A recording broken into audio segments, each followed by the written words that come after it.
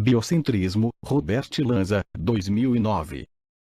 Livro áudio adaptado por Bruno Souza Audiobooks, direitos reservados pelo mesmo, adquiram o original. Cientistas reivindicam que a teoria quântica prova que a consciência se muda para outro universo com a morte. Por Steven Bancars, 7 de janeiro de 2014, Consciência, Limite, Ciência. Um livro intitulado Biocentrismo. Como a vida e a consciência são as chaves para compreender a natureza do universo agitou a internet, porque continha a ideia de que a vida não termina quando o corpo morre, e que ela pode durar para sempre. O autor desta publicação, o cientista Dr. Robert Lanza, que foi votado como o terceiro cientista mais importante vivo, pelo New York Times, não tem dúvidas de que isso é possível. Além do tempo e do espaço, Lanza é um especialista em medicina regenerativa e diretor científico da Advanced Cell Technology Company, empresa de tecnologia em células avançadas. Antes dele se tornar conhecido por sua extensa pesquisa com as células-tronco, ele também era famoso por várias experiências bem-sucedidas na clonagem de espécies animais ameaçadas de extinção. Mas não há muito tempo, o cientista se envolveu com a astrofísica, a mecânica quântica e a física. Esta mistura explosiva deu origem à nova teoria de biocentrismo, que o professor tem pregado desde então. O biocentrismo ensina que a vida e a consciência são fundamentais para o universo. É a consciência que cria o universo material, não o contrário. Lanza aponta para a estrutura do próprio universo, e que as leis, as forças e as constantes do universo parecem ser bem afinadas para a vida, o que implica que a inteligência existia antes da matéria. Ele também afirma que o espaço e o tempo não são objetos ou coisas, mas sim ferramentas da nossa compreensão animal. Lanza diz que carregamos o espaço e o tempo conosco, como tartarugas carregam os seus cascos. Significando que quando o casco se solta, espaço e tempo, nós continuamos a existir. A teoria implica que a morte da consciência simplesmente não existe. Ela só existe como um pensamento porque as pessoas se identificam com os seus corpos. Elas acreditam que o corpo vai morrer, mais cedo ou mais tarde, e pensam que suas consciências vão desaparecer também. Se o corpo gera a consciência, então a consciência morre quando o corpo morre. Mas se o corpo recebe a consciência do mesmo modo que uma caixa de cabos recebe sinais de um satélite, então é claro que a consciência não acaba com a morte do veículo físico. Na realidade, a consciência existe além dos limites de tempo e espaço. Ela é capaz de estar em qualquer lugar, no corpo humano e fora dele. Em outras palavras, ela não tem lugar definido do mesmo modo que objetos quânticos não têm lugares definidos. Lanza também acredita que universos múltiplos podem existir simultaneamente. Em um universo o corpo pode estar morto. E em outro ele continua a existir, absorvendo a consciência que migrou para este universo. Isto significa que uma pessoa morta enquanto viajando pelo mesmo túnel, não termina no inferno ou no céu, mas num mundo similar ao que ele ou ela habitou, mas desta vez vivos. E assim por diante, indefinidamente. É quase como o efeito de vida após a morte de uma boneca russa cósmica.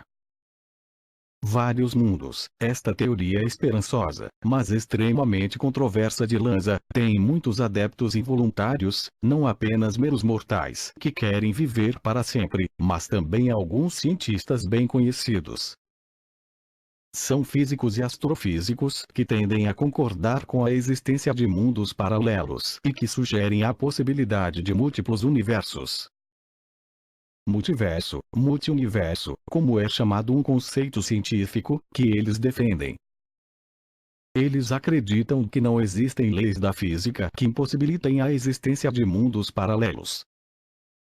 O primeiro foi um escritor de ficção científica de H.G. Veus, que proclamou em 1895 na sua história A Porta na Parede. E depois de 62 anos, esta ideia foi desenvolvida pelo Dr. Hugh Everett na sua tese de pós-graduação na Universidade de Princeton. Ele postula que a qualquer momento o universo divide-se em inúmeros universos semelhantes. E no momento seguinte, estes universos recém-nascidos dividem-se de forma similar. Em alguns desses mundos você pode estar presente, lendo este artigo em um universo, ou assistindo TV em outro. O fator desencadeante para esses mundos múltiplos são as nossas ações, explicou Everett. Se fizermos algumas escolhas, instantaneamente, um universo se divide em duas conversões diferentes de resultados. Na década de 1980, Andrei Linde, cientista do Lebedev Instituto de Física, desenvolveu a teoria dos múltiplos universos. Ele agora é professor na Universidade de Stanford. Linde explicou: o espaço consiste em muitas esferas inflando, que dão origem a esferas semelhantes, e aquelas que, por sua vez, produzem esferas em números ainda maiores, e assim por diante até o infinito. No universo, elas estão separadas. Elas não têm conhecimento da existência uma das outras.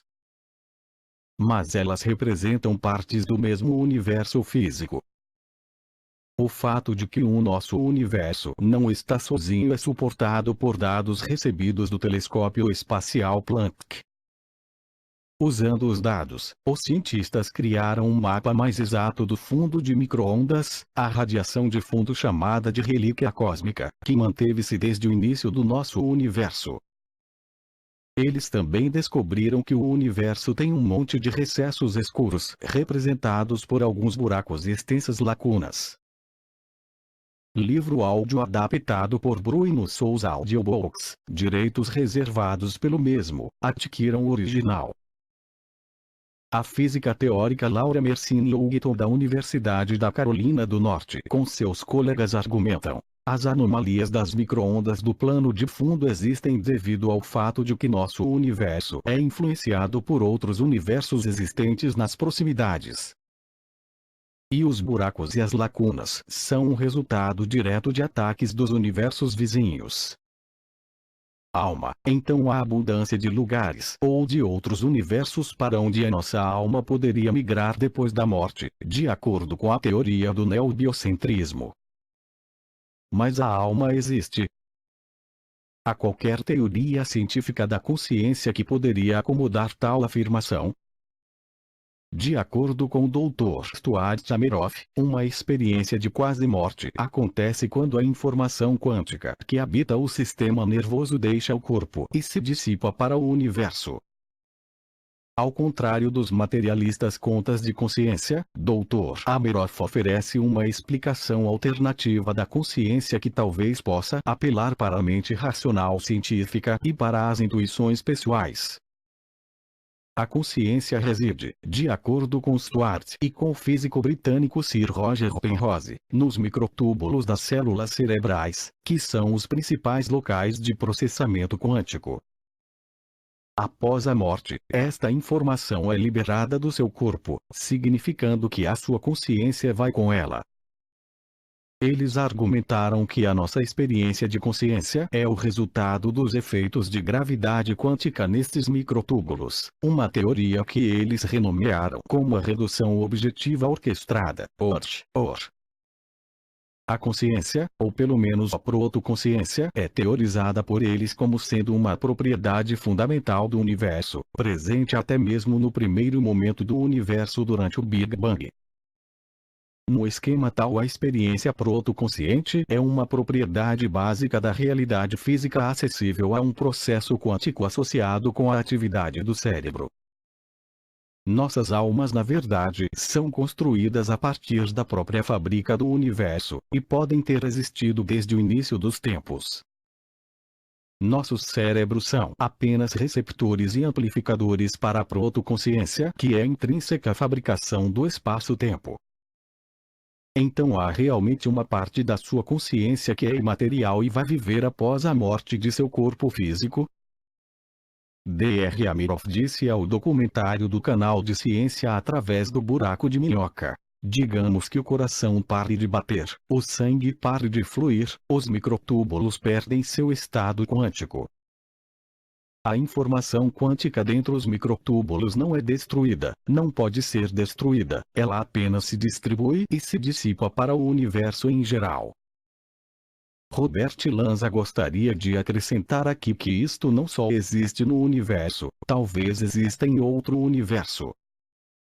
Se o paciente é reanimado, revivido, esta informação quântica pode voltar para os microtúbulos e o paciente diz: eu tive uma experiência de quase morte. Ele acrescenta: se eles não reviverem, e o paciente morrer, é possível que esta informação quântica possa existir fora do corpo, talvez indefinidamente, como uma alma.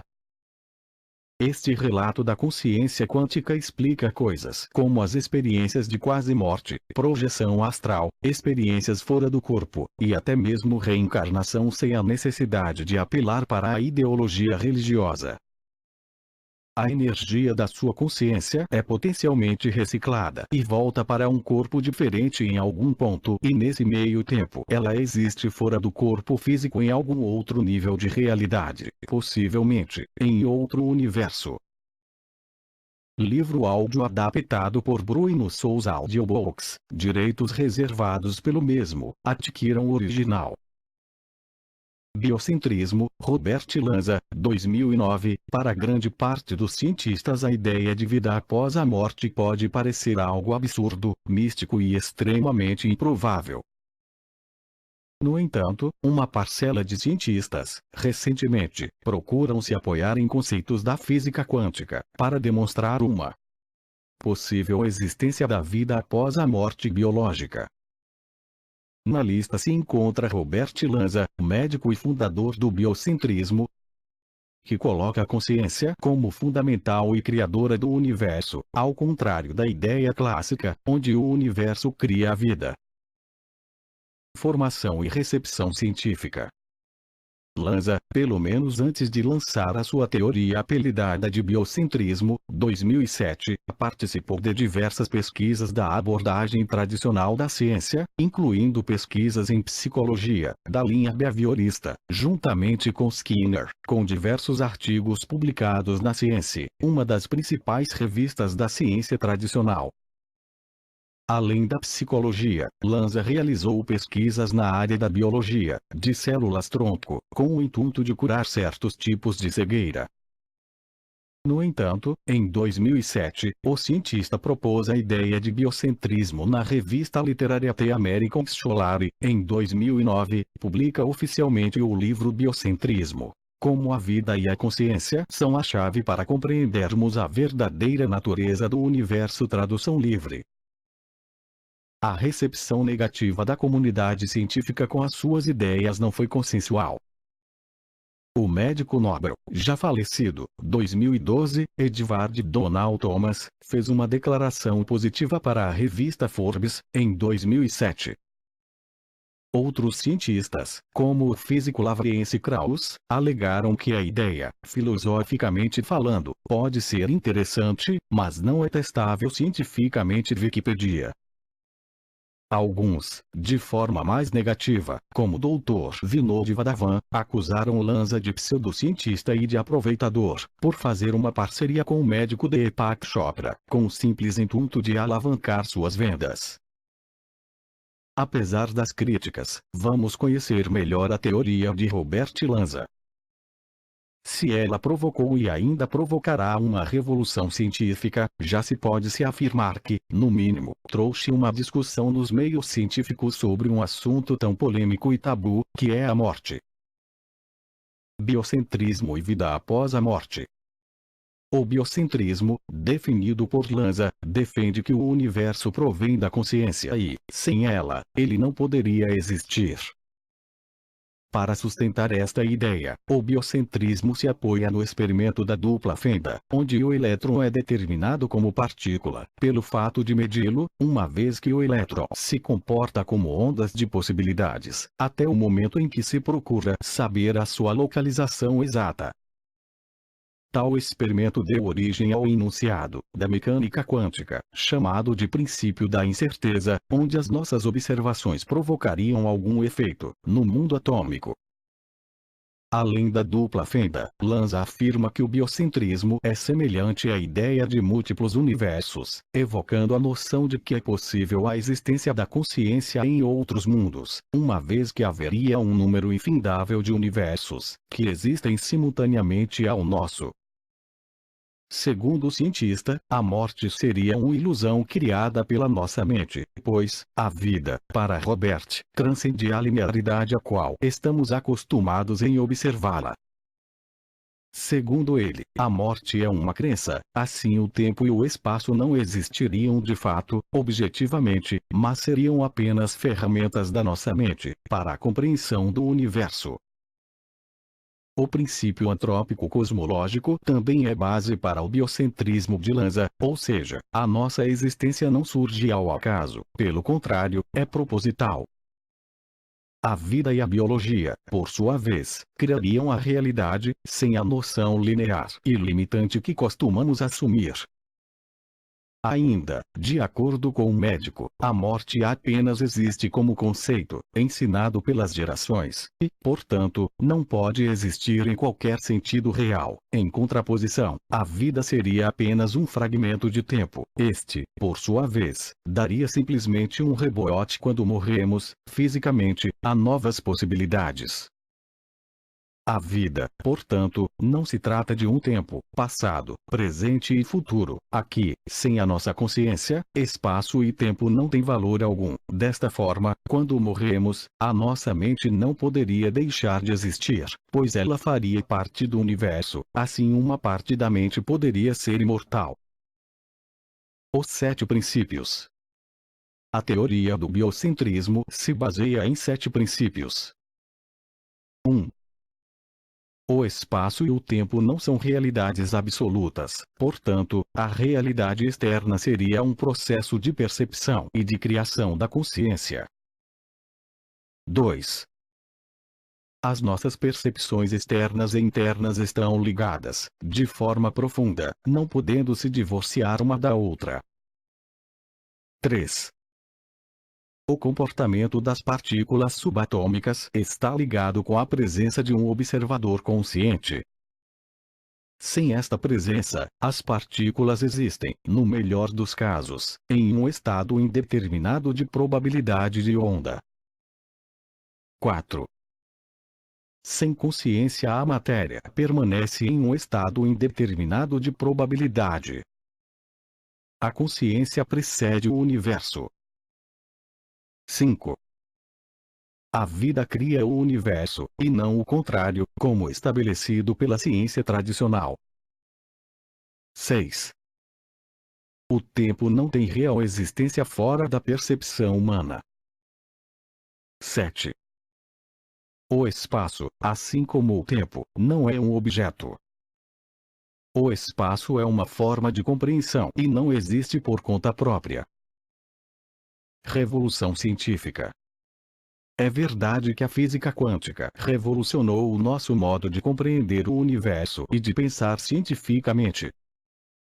O biocentrismo é uma teoria que vem acompanhada de outras concepções, desenvolvidas por outros cientistas, como Stuart Hameroff, Roger Penrose e Amit Goswami, que, apesar de serem rejeitadas por boa parte do mainstream científico, representam algo que poderia ser impensável ou inadmissível por algumas pessoas. Cientistas de renome que acreditam na vida após a morte.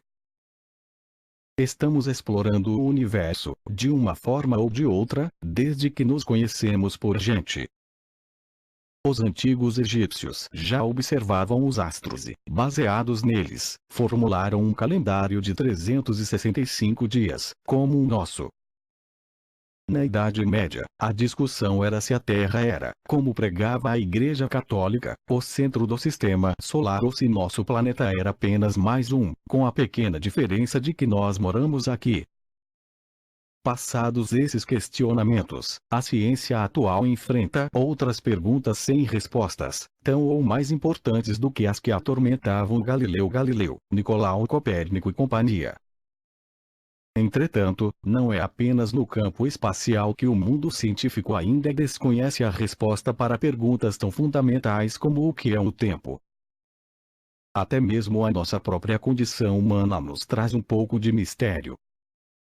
Se, afinal de contas, somos apenas um amontoado de genes, porque somos tão diferentes dos nossos amigos cachorros ou, principalmente, dos nossos primos macacos. Livro áudio adaptado por Bruno Souza Audiobooks, direitos reservados pelo mesmo, adquiram o original. Acompanhem, na sequência, 5 grandes perguntas para as quais a ciência ainda não possui uma resposta definitiva. 5.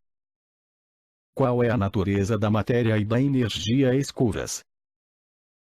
Nada mais nada menos do que 96% do nosso universo é feito de coisas que não sabemos muito bem o que são. Aproximadamente 70% é constituído de energia negra, enquanto 26% corresponde à matéria negra. Sim, sobram apenas 4% para todo o resto, como estrelas, planetas, seres humanos, nossas casas, nossa comida ética.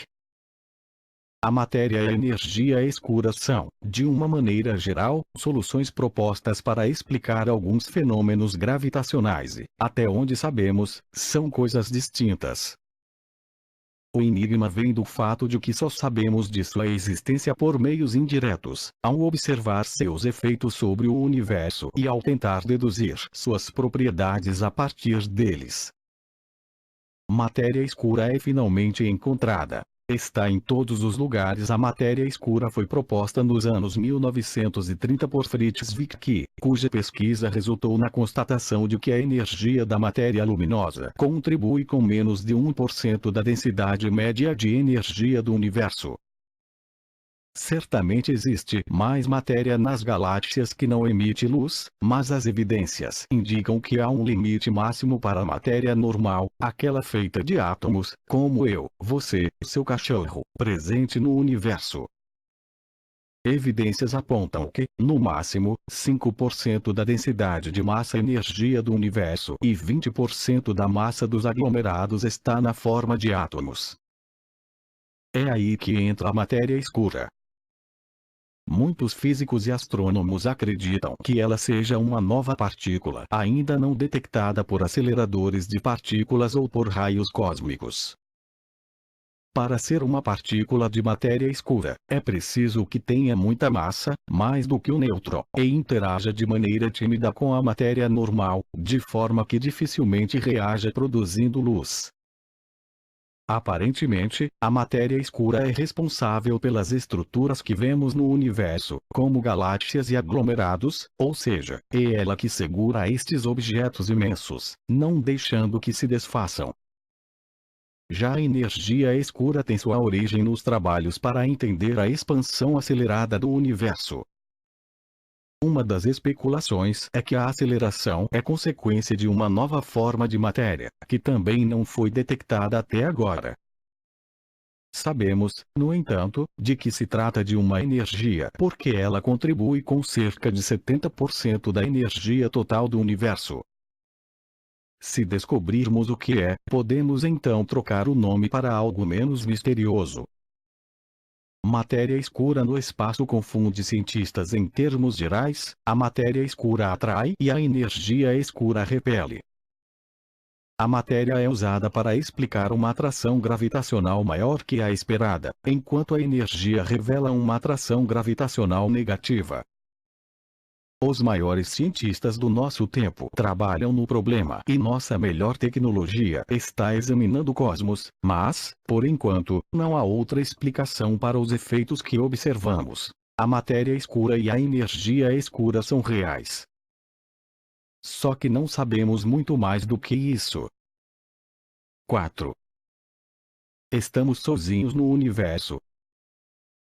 Mais do que determinar a consistência do nosso universo, somos obcecados por saber se existe vida além do nosso planeta. Neste ano, o telescópio espacial Kepler, da NASA, identificou mais 2 sistemas planetários que podem abrigar vida fora do sistema solar. Dos 5 corpos que orbitam a estrela Kepler, 62, que fica a 1.200 anos-luz de distância da Terra, há chances de 2 deles terem água líquida na superfície. Mas essa é só a ponta do iceberg. Dos 1.235 planetas suspeitos até agora, cerca de 1/3 estão em sistemas multiplanetários solares como o nosso. A julgar por essas descobertas, parece que os planetas são tão numerosos quanto grãos de areia. 3 planetas habitáveis são descobertos orbitando uma estrela-mãe há 25 anos, apenas 9 planetas eram conhecidos, todos em nosso sistema solar. Nós só podíamos imaginar o resto, alimentados por um rico acervo de ficção científica, para o qual o espaço exterior era uma fonte inesgotável de ideias. A situação, no entanto, é diferente agora. Mesmo assim, encontrar exoplanetas, ou seja, aqueles que estão fora do nosso sistema solar, não é tarefa fácil. Eles não emitem luz própria, apenas refletem a luz de suas estrelas. Dadas as distâncias interestelares envolvidas, até mesmo as estrelas mais próximas de nós não são muito visíveis, por isso identificá-los é um desafio tecnológico. Uma das formas encontradas pelos cientistas para procurar vida extraterrestre em potencial é observar a oscilação rítmica de uma estrela como o nosso Sol, criada pela força gravitacional de um planeta em sua órbita. Existem maneiras de detectar planetas menores. A nave espacial Kepler foi especificamente projetada para varrer uma parte da Via Láctea e descobrir dezenas de planetas do tamanho da Terra perto de sua zona habitável, região em que a vida como a conhecemos é possível, determinando quantas das bilhões de estrelas em nossa galáxia possuem tais planetas. Kepler monitora continuamente 145 mil estrelas da Via Láctea. Novo planeta gigante é provavelmente o mais habitável já encontrado também. Uma nova equipe internacional de astrônomos apresentou provas convincentes de que nossa galáxia está cheia de planetas do tamanho de Júpiter, a deriva entre as estrelas. A descoberta foi feita por meio de uma técnica ainda mais misteriosa: as microlentes gravitacionais. Com base na premissa de Einstein de que a gravidade dobra a luz, é possível ver objetos escuros no céu, medindo a luz que dobra das estrelas por trás deles. Desta forma, os astrofísicos viram 10 planetas andarilhos, e estima-se que pode haver 1 ou 2 deles para cada uma das cerca de 200 bilhões de estrelas na Via Láctea. E se planetas do tamanho de Júpiter, que são mais fáceis de detectar, existem aos bilhões, certamente deve haver muitos outros planetas do tamanho da Terra lá fora, girando em torno de suas estrelas a uma distância certa para sustentar a vida. Mas simplesmente não sabemos ainda. E não podemos descartar a hipótese, a propósito, de que em algum lugar, existam criaturas inteligentes, moldadas por uma confluência de eventos improváveis ou forças sobrenaturais, olhando para o céu neste exato momento e pensando: será que estamos sozinhos? 3. O que é o tempo? Estamos tão acostumados com ele, que raramente paramos para refletir sobre o tempo. Afinal, a passagem do tempo é muito clara. Ontem foi passado, hoje é o presente e amanhã será futuro. Mas nem tudo é tão simples assim. A ideia de que o tempo é uma linha ligando o passado, o presente e o futuro traz um questionamento: seria o tempo uma direção? Afinal, nós parecemos estar nos movendo para frente no tempo, mas só podemos ver eventos que já ocorreram. O que acontece é que medimos a passagem do tempo com base no movimento. Pense: os dias, meses e estações do ano são cíclicos. Temos a impressão de que o tempo está indo para frente, mas podemos muito bem estar andando em círculos. Além disso, condicionamos nossas ações com o tempo. Dizemos que um carro levou horas para fazer um percurso ou que o coração de uma pessoa bate um determinado número de vezes por minuto. O tempo é uma ilusão ou uma realidade, de acordo com a ciência? O tempo pode ser apenas uma moeda comum ou uma unidade de movimento com a qual todos os outros movimentos são medidos, tornando mais fácil a descrição do mundo, mas sem ter uma existência independente, sugere Ravi Sharma, um dos autores da página Across the Universe, From Quarks to Quasars. Medir processos de movimento usando o tempo é como usar dinheiro ao invés de troca direta de mercadorias. Curiosamente, o presente não pode ser restrito a uma medida de tempo. Quanto dura o agora? Um segundo? Um milésimo de segundo? Podemos até considerar que o presente, teoricamente, não existe. Afinal, quando os estímulos externos chegam ao nosso cérebro, o que aconteceu já é passado. E o futuro ainda está por vir. Vivemos nesse pequeno, e, ao mesmo tempo, imensurável, intervalo entre o passado e o futuro, que pode nem existir. Isso sugere que nossa percepção do tempo como passado, presente e futuro pode ser apenas uma ilusão criada por nossa mente em uma tentativa de entender o mundo em transformação que nos cerca, afirma Sharma. Nesse caso, como as mudanças do mundo ocorreriam se não existisse o tempo? A pergunta inicial permanece. Os cientistas preveem que o tempo irá parar completamente, entretanto, nem todos concordam com a ideia de que o tempo não passe de um devaneio coletivo. O tempo é supremo, e a experiência que todos nós temos de que a realidade é o momento presente não é ilusão, mas a mais profunda pista que temos sobre a natureza fundamental da realidade, defende o físico teórico Lis Moulin. 2. Quais mudanças genéticas nos fizeram diferentes dos outros animais? Cada geração de antropólogos se propõe a explorar a questão e tentar respondê-la, o que nos torna humanos. O famoso paleontólogo Louis Leakey acreditava que fosse a capacidade de construir ferramentas que nos tornava únicos. Por isso, quando ele descobriu ossos de hominídeos perto de ferramentas de pedra na Tanzânia, em 1960, ele batizou o suposto grupo responsável pelas ferramentas de Homo habilis, o mais antigo membro do gênero humano. No entanto, pouco tempo depois, a primatologista Jane Goodall demonstrou que chimpanzés também usam tipos de ferramentas, e hoje há discussão entre os pesquisadores se os H. habilis realmente pertencem ao gênero Homo. Elizabeth Colota, da revista Science, conta que estudos posteriores acreditaram o domínio dos humanos na Terra a traços tais como o bipedalismo, a cultura, as línguas, o humor e, claro, um grande cérebro. No entanto, muitas dessas características também podem ser encontradas, pelo menos em algum grau, em outras criaturas. Chimpanzés têm cultura rudimentar, papagaios falam e alguns ratos parecem rir quando recebem cócegas, conta. O que é incontestável é que os seres humanos, como todas as outras espécies, têm um genoma único, moldado por nossa história evolutiva.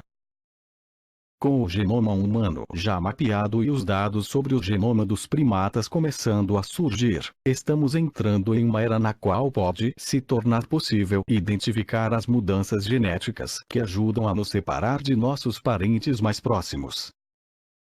Porque todos os macacos não evoluíram para humanos. Viemos dos macacos. As diferenças genéticas reveladas entre humanos e chimpanzés podem ser profundas, apesar de as estatísticas apontarem que apenas cerca de 1,2% do nosso DNA é diferente.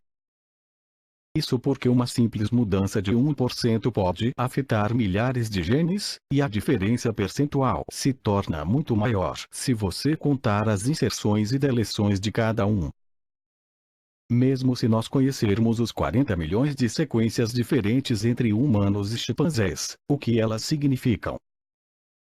Provavelmente, muitos genes são simplesmente a consequência de 6 milhões de anos de deriva genética, com pouco efeito sobre o nosso corpo ou o nosso comportamento, enquanto outras pequenas mudanças, como, por exemplo, as sequências reguladoras, não codificadas, podem ter consequências dramáticas. Chegamos a um novo dilema. Apenas metade dos genes que nos diferenciam dos macacos é que pode definir um chimpanzé, em vez de um ser humano. Como é que podemos saber quais são eles? 10 comparações entre humanos e nossos parentes vivos mais próximos. Segundo Colota, uma maneira é descartar os genes que foram favorecidos pela seleção natural nos seres humanos. Estudos que buscam sinais sutis de seleção no DNA dos seres humanos e outros primatas identificaram dezenas de genes, em particular aqueles que estão envolvidos na interação patógeno-hospedeiro, reprodução, sistemas sensoriais como olfato e paladar, e muito mais. Porém, nem todos esses genes ajudaram a nos diferenciarmos dos nossos primos macacos, originalmente. Nossos genomas revelam que evoluímos em resposta à malária, mas não é a defesa da malária que nos torna humanos, ressalta. Alguns pesquisadores realizam mutações clínicas para poder rastrear a evolução dos genes, uma técnica que tem identificado uma boa quantidade de genes com potencial para explicar esse mistério. Por exemplo, os genes MCPH1 e ASP, quando mutados, causam microcefalia, condição neurológica em que o tamanho da cabeça é menor do que o normal. O FOSP2 causa defeitos na fala, e os 3 apresentam sinais de pressão de seleção durante a evolução dos humanos, mas não dos chimpanzés. Assim, eles podem ter desempenhado um papel na evolução de cérebros grandes e na fala dos seres humanos, explica Colota. Mesmo com essas evidências, a resposta final dos cientistas ainda está em aberto. Uma compreensão completa das características exclusivamente humanas, no entanto, inclui mais do que apenas o DNA. Os cientistas podem manter a discussão como uma linguagem demasiadamente sofisticada ou utilizar termos genéricos como cultura ou tecnologia. Estamos na era do genoma, mas ainda somos capazes de reconhecer que é preciso muito mais do que genes para se fazer um ser humano. 1. É possível unificar as leis da física? Livro áudio adaptado por Bruno Souza Audiobooks, direitos reservados pelo mesmo, adquiram o original. Para Charles Seife, da revista especializada Science, o modelo padrão da física de partículas é um poema inacabado. A maioria das peças está lá e, mesmo inacabada, é sem dúvida a obra mais brilhante na literatura da física. Com grande precisão, descreve toda a matéria conhecida, incluindo todas as partículas subatômicas, como quarks e leptons, bem como as forças por meio das quais as partículas interagem umas com as outras, diz. 7 bizarros conceitos da física que todos devem conhecer. As forças a que se refere são o eletromagnetismo, que se descreve como objetos carregados sentem a influência de outros. A força fraca, que explica como as partículas podem mudar suas identidades. E a força forte, que se descreve como quarks se unem para formar prótons e outras partículas compostas. O problema é que algumas dessas peças, que fazem parte do grande quebra-cabeça da física, estão faltando, e algumas presentes não se encaixam muito bem. É o caso da gravidade, por exemplo. Essas diferenças, entretanto, podem ser superficiais. O eletromagnetismo e a força fraca parecem muito diferentes entre si. Entretanto, ainda na década de 1960, os físicos mostraram que, em altas temperaturas, essas duas forças se unificam. Torna-se evidente que o eletromagnetismo e a força fraca são realmente a mesma coisa, assim como fica óbvio que o gelo e água em estado líquido são a mesma substância se você aquecê-los juntos. Essa conexão deu aos físicos a esperança de que a força forte também pudesse ser unificada com as outras duas forças, produzindo uma grande teoria, um dos grandes mistérios da física atualmente. Uma teoria unificada deve ter consequências observáveis. Por exemplo, se a força forte de fato é a mesma que a força eletrofraca, então os prótons podem não ser verdadeiramente estáveis, uma vez que, a longo prazo, eles devem decair espontaneamente. Apesar de muitas pesquisas, ninguém observou, até hoje, o decaimento de um próton, assim como ninguém jamais avistou quaisquer partículas previstas por algumas modificações de melhoria do modelo padrão, como a supersimetria. Pior ainda, mesmo uma teoria unificada não estaria realmente completa, a não ser que ignorasse a gravidade. Os cientistas acreditam que as leis da física mudam ao redor do universo. A gravidade é uma força problemática. A teoria que a descreve, a da relatividade geral, presume que o espaço e o tempo são suaves e contínuos, enquanto a física quântica que rege as partículas subatômicas e as forças é inerentemente descontínua e agitada. A gravidade se confronta tão fortemente com a teoria quântica que ninguém ainda foi capaz de elaborar uma maneira convincente de construir uma teoria única, que inclui todas as partículas, as forças forte e eletrofraca e a gravidade, tudo em um grande uniforme pacote, conta Seliff. No entanto, os físicos possuem, sim, algumas pistas. Talvez a mais promissora seja a teoria das supercordas. Essa teoria tem um grande número de seguidores porque fornece uma maneira de unificar diversos elementos da física em uma teoria maior, com uma única simetria. Por outro lado, exige um universo com 10 ou 11 dimensões, montes de partículas ainda não detectadas, além de muita bagagem intelectual que nunca poderá ser verificada. Podem existir dezenas de teorias unificadas, das quais apenas uma é correta, mas os cientistas jamais terão meios para determinar qual. Ou talvez a luta para unificar todas as forças e partículas seja em vão. Nesse meio tempo, os físicos continuam a procurar o decaimento de prótons, bem como ainda buscam partículas supersimétricas no acelerador de partículas subterrâneo, o Grande Colisor de Hadrons, em Genebra, na Suíça. Ou seja, ainda esperam que, um dia, seja possível terminar o poema e encaixar todas as peças desse misterioso quebra-cabeça. Ovstuff Works, The New York Times, Science Magazine. Livro áudio adaptado por Bruno Souza Audiobooks, direitos reservados pelo mesmo, adquiram o original. O homem tem fome do conhecer e conhecer a si próprio e busca as respostas no vácuo do universo, mas em vão tanto esforço, porque a lei que o criou exige que ele aceite o seu Criador, pois só ele dará as respostas de forma simples porque ele acaba definitivo com essa ideia do acaso ou combinações e mutações que deu origens às formas de vida, e terão de viver com isso mesmo pensando que isso é simplesmente uma forma de não aceitar que existe uma mente por trás de TD, em vão esforço sem alcance. A ciência tenta desvendar vidas em outros lugares, mas até agora enquanto isso tem avançado. Isso para tentar reforçar a ideia de que a vida é simples e comum no universo, um esforço que dá poucas ou nenhuma esperança.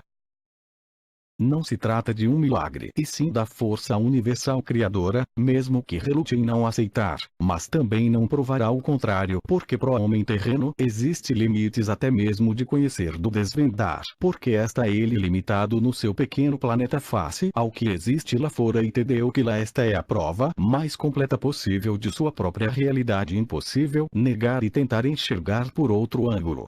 Isso o submete à situação de tolo, mais que aceitar as leis invisíveis, mas portanto reais, embora o entendimento fica restrito à física pura. E simplesmente lembre-se antes de discriminar o que postei, é bom ter algum argumento que preencha de alguma forma, porque isso o transforma em simples tolo, porque não aceita, mas também não pode ir contra, apenas leia e passe por cima se caso se opor.